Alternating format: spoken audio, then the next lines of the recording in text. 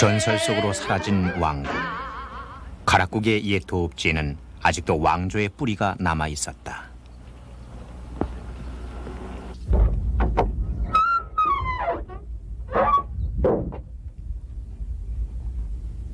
적막한 망자의 세계를 깨우는 것은 언제나 후손들의 나지막한 발소리다. 가락국의 시조 김수로 왕. 그는 김의 김씨의 시조이기도 하다.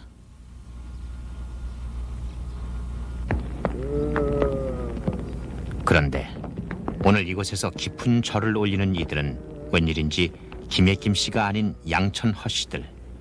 대체 무슨 사연이 있는 것일까? 왕릉 곁에 서 있는 신더비에는 독특한 표식이 있어 눈길을 끈다. 고대 인도인들이 즐겨 썼다는 태양 문양. 그 멀고 먼 땅의 표식은 또 왜 이곳에 남아있는 것일까?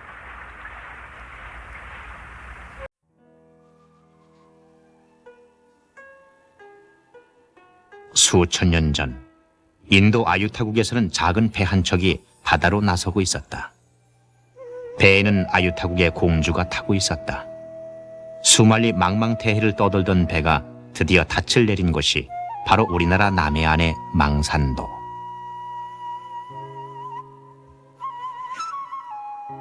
이곳에서 공주 일행을 맞은 이는 김수로 왕이었다. 공주는 그의 극진한 영접을 받고 왕비가 되었으니 바로 허태후였다.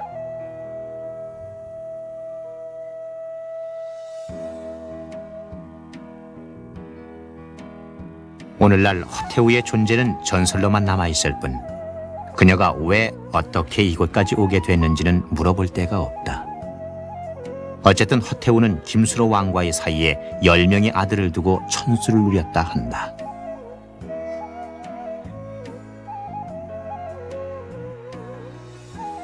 허태후의 행적 중에서 가장 특이한 것은 그녀가 허씨의 시조라는 사실이다.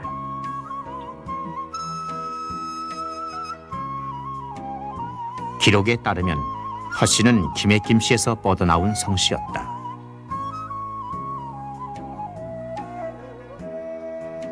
허태후가 자신의 성을 따르는 이가 없음을 슬퍼하자 김수로 왕이 두 아들에게 모성인 허씨 성을 따르게 했다고 한다.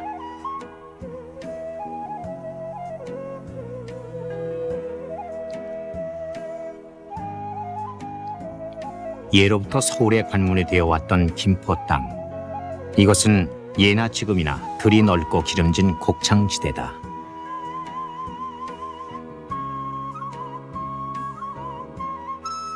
김포는 예전에 양천으로 불리던 땅. 그보다 더 오래전에는 공암으로 불렸었다.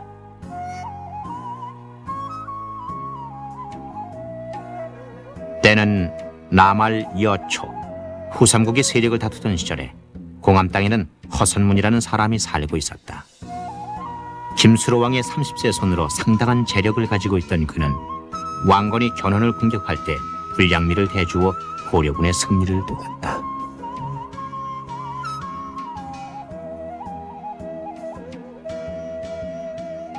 왕건은 허선문의 공을 잊지 않았다.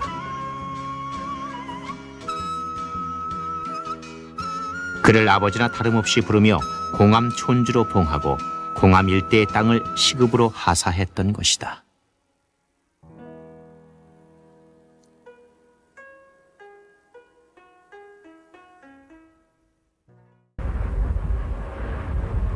본관지인 김포의 공암 땅은 지금 서울시에 편입돼 있다. 매년 발표되는 도시계획 앞에서 이곳이라고 온전할 리 없다. 대대로 양천 허씨들이 살았던 공암 땅은 이제 아파트 숲 가운데 있는 큰 바위에서나 간신히 찾아질 따름이다.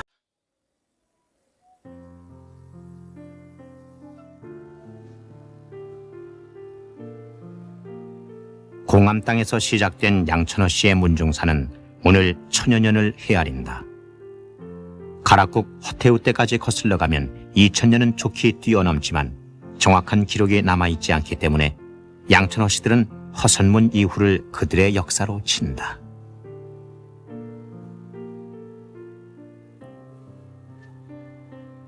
고려 초에 성립된 양천허 씨는 고려 중기에 이미 문벌가로 발돋움한다.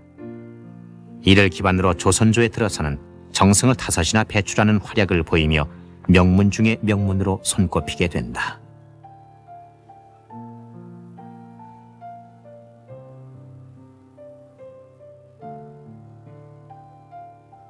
조선조의 양천허 씨가 배출한 첫 정승은 성종 때 우의정을 지낸 허종. 그는 문무에 모두 뛰어나 정승이면서 장군으로 이름이 높았다. 종의 친동생인 허침도 벼슬이 좌의정에 이르렀다. 형제가 나란히 정승과 청백리에 녹선됨으로써 양천허 씨 문중사는 조선조에 들어 새로운 전기를 맞게 됐다.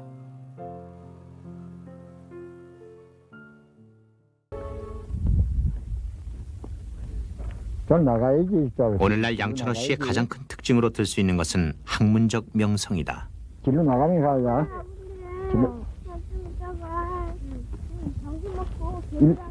지금도 남아있는 강릉시의 한 고가에는 조선조 중기 양천허 씨의 문명을 상징하는 한 가문의 얘기가 전해진다. 길로 들어서고. 옳지.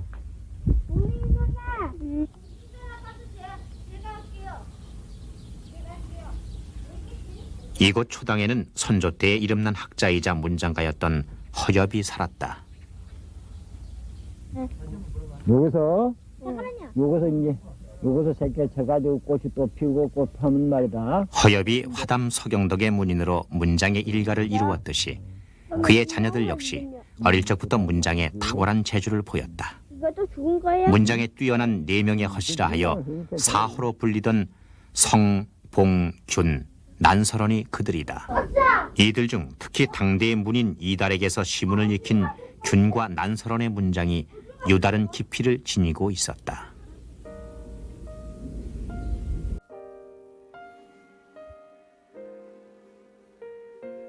허난설원은 5살 되던 해부터 시를 지었다. 문장가였던 부친과 오빠의 영향이 적지 않았다. 그녀는 학구적이고 자유로운 집안 분위기 속에서 시작에 몰두했던 것이다. 그러나 전원과 함께 그녀의 삶은 굴곡이지기 시작했다. 남편과의 불화, 부친과 오빠 보응의 죽음은 그녀의 인생관을 바꾸었다. 그녀의 시는 현실에서 벗어난 신선 세계를 그리게 됐고 슬픔과 한이 주제가 됐다.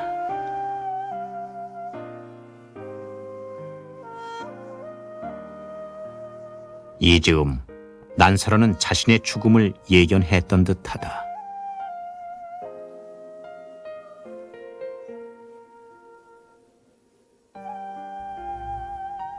그녀는 27의 꽃다운 나이에 요절을 하고 만다.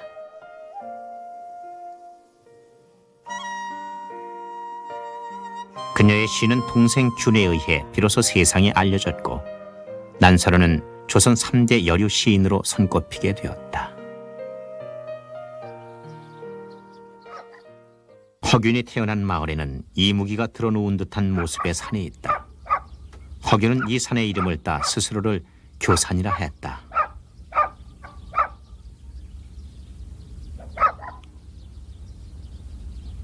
용이 되지 못한 이무기, 바로 허균의 삶이었다.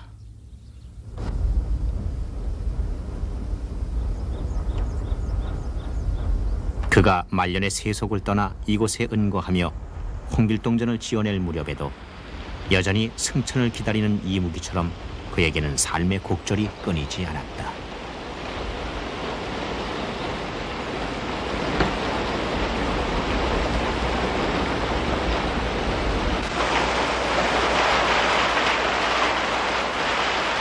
허균은 수차례의 파직과 유배를 당하는 순환 속에서도 봉건체제에 대한 반기를 늦추지 않았다. 그는 서울 천민들과 거리낌 없이 어울릴 정도로 혁신적인 사상의 소유자였다.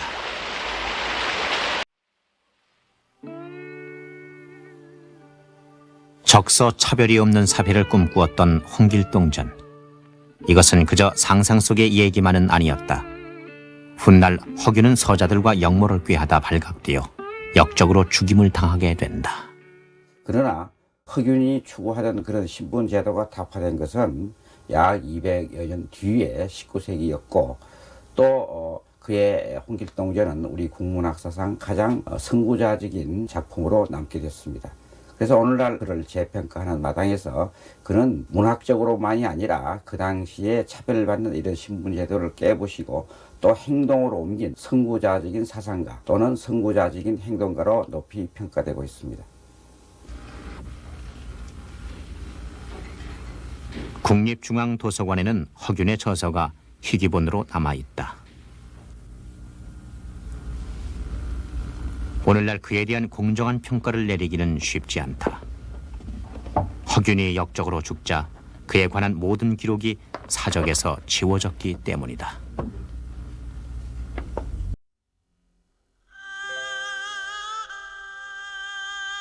허균의 문집인 성서 부부고 중 그의 정치 사상을 담은 호민론에는 이런 글이 적혀 있다.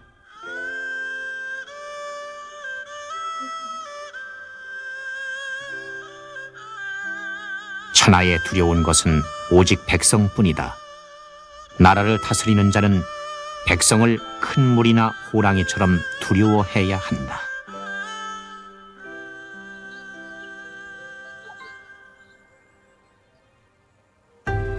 그는 적어도 시대를 앞서간 사상가였다.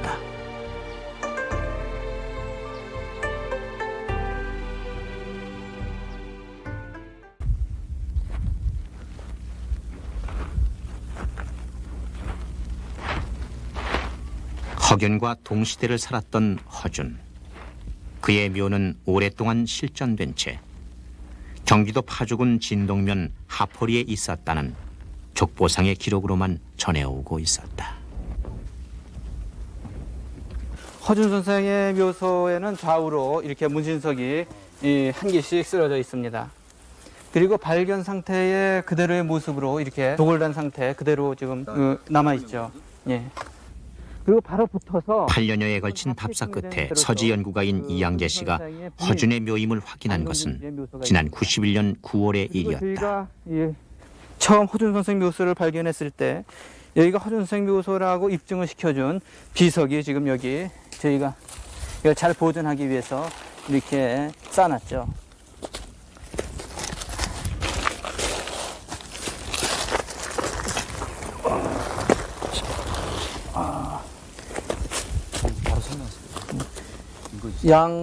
양평군 성공신 그다음에 준지묘 이렇게 글자가 확인되고 있죠.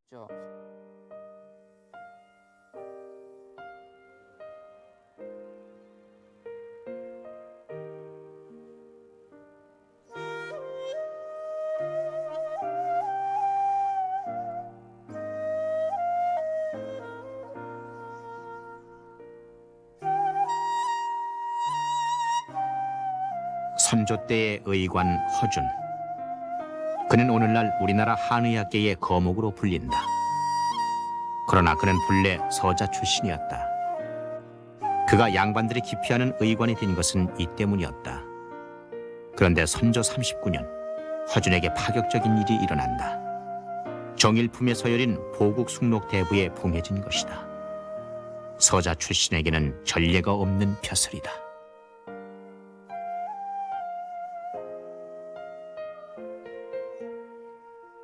조정의 끊임없는 반발과 의심 속에서도 그의 의술은 깊어만 갔다. 그러나 선조가 승하하자 이에 대한 책임을 물어 조정에서는 그를 끝내 유배시키고 만다.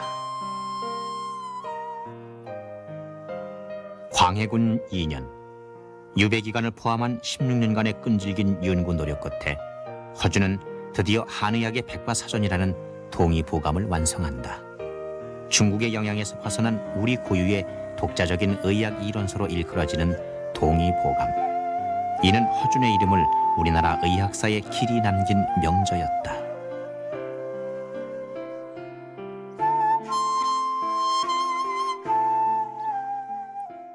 서울 가양동은 허준이 나고 자란 고향이다. 그래서 이곳에서는 요즘 허준을 기념하는 구암공원 조성 사업이 한창이다.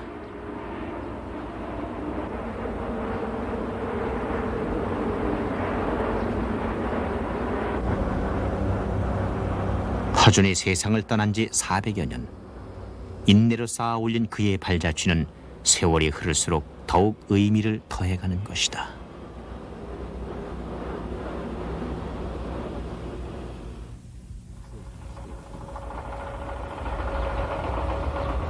같은 성씨끼리 한데 모여 사는 것이 당연하던 시절이 있었다.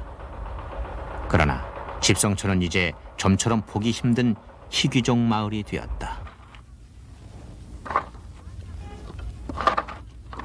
오늘날 양천어씨 집성촌은 약 70여 곳. 그중에서 제법 규모가 큰 것만도 진도, 중원, 영풍 등 7곳이나 된다. 그런 집성촌 중의 하나인 중원군 소태면 오량리에 최근 몇 달 전 변고가 일어났다. 예, 바로 여기입니다. 여기를 청묘 때 추석 때 성묘를 해러 오니까 이렇게 못된 놈들이 이렇게 선대의 묘가 부정을 타고 말았다. 이렇게 끌어내려 장명등을 도난당하고 동자성마저 이렇게 밭에 내버려진 것이다. 또 장명등을 또 가지고 끌어내려 가지고서 싣고 가고 한 차에 싣지 못하니까 이걸 여기다 놔두고 또 다음에 가져가려고 했던 모양인데 저희가 자손들이 와서 교대로다 여기 가서 한 일주일 내지 한 10여일간 야간 장복을 했습니다. 했는데 뭐 그 사람들이 나타나지 않고 그래서 오늘까지 이렇게 되는데 저 자손된 도리우선은 참 조상에 대한 참 죄스러운 걸 한이웃게 생각합니다.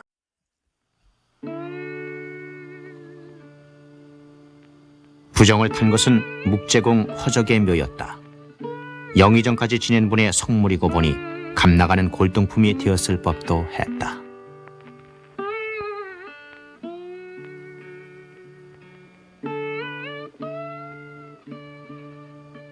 허적은 인조에서 숙종 때까지 4대에 걸쳐 벼슬을 누렸던 인물이었다.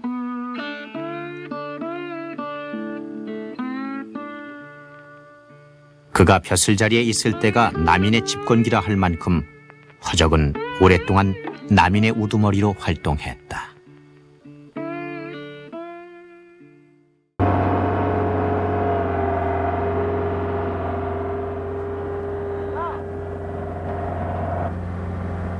생각할수록 분하고 죄스럽지만 어쩌랴.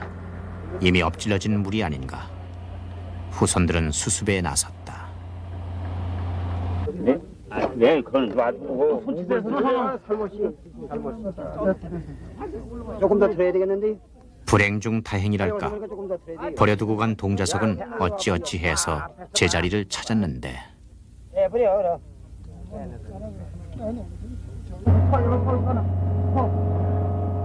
끝내 되찾지 못한 장명등은 새 것으로 대신할 수밖에 없다.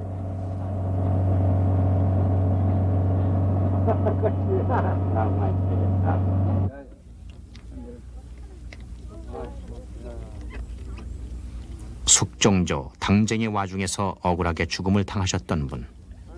결국 묘소조차 온전히 지켜드리지 못한 것이다.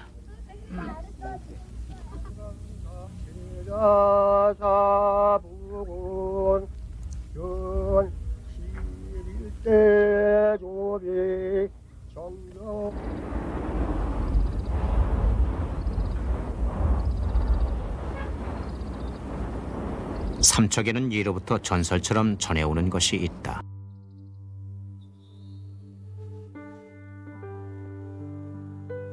예전에 이곳 척주에는 바닷물의 범람이 잦아 이를 막고자 현종 2년에 이 비석을 세웠다고 한다.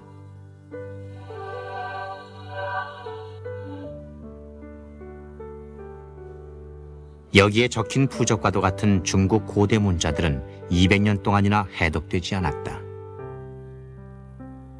영한 신통력을 가졌다고 믿어진 비문. 이 전서체의 주인은 허적과 함께 남인의 큰 맥을 이루었던 허목이었다.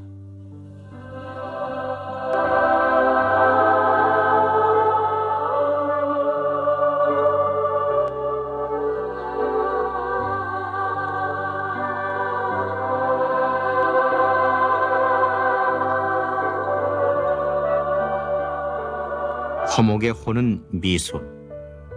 어릴 적부터 눈썹이 길어 눈을 덮었기 때문이다. 허목은 학덕과 이론에서 서인의 송시열과 쌍벽을 이루었던 당대의 거유였다.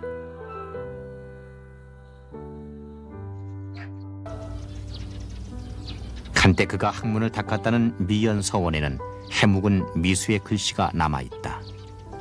역시 고문인 전서체다. 그는 평생 전서만을 고집했다.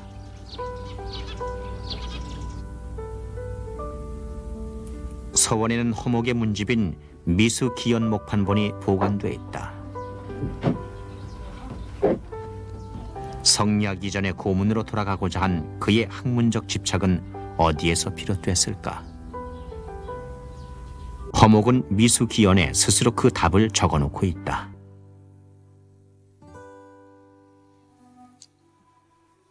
그는 중국 고대 하나라, 은나라, 주나라 3대의 지도를 본받고자 했던 것이다.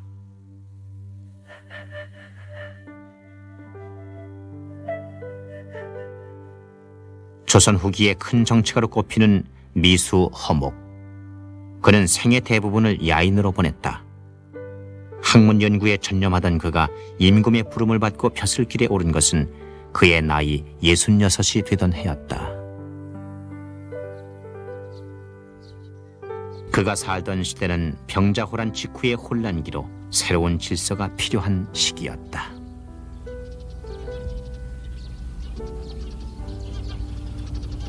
허목은 그의 나이 81살 되던 해 숙종께 진언을 올렸다. 그것은 그가 일생에 걸쳐 추구한 이상정치에 대한 소신이었다.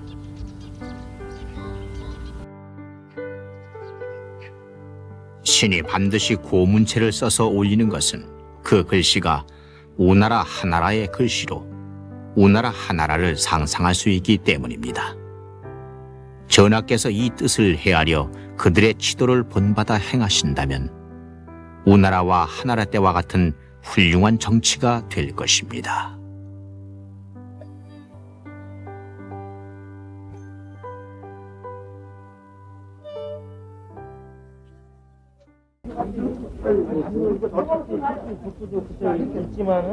(93년 5월 22일) 가양동 허가바위 앞은 아침부터 양천 허씨들로 장사진을 이룬다. 허가바위가 공암바위라는 이름의 문화재로 지정받은 것을 기념하는 행사가 시작될 참이다.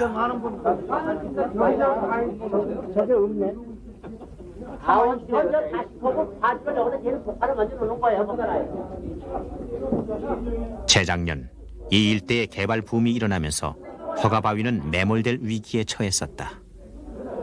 허가바위는 시조의 자취가 살아있는 곳. 후손들은 어떻게든 이곳만은 지키려 했다.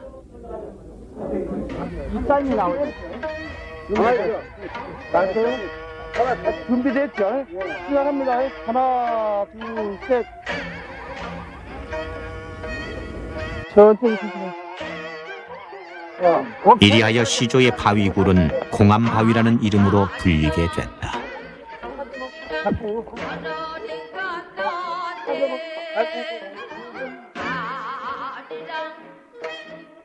가문의 역사는 스스로 아끼고 지키려 할 때 제자리를 찾는다.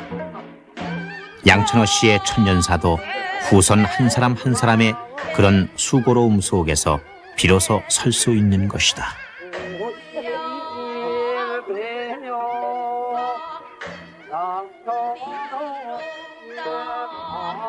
시류에 휩쓸리지 않고 당당히 제자리를 지켰던 조상과 조상들의 흔적을 옹골차게 지켜가는 후손. 그 핏줄의 고리를 잇고 이어 양천허 씨의 문종사는 오늘도 멈춤 없이 흘러가는 것이다.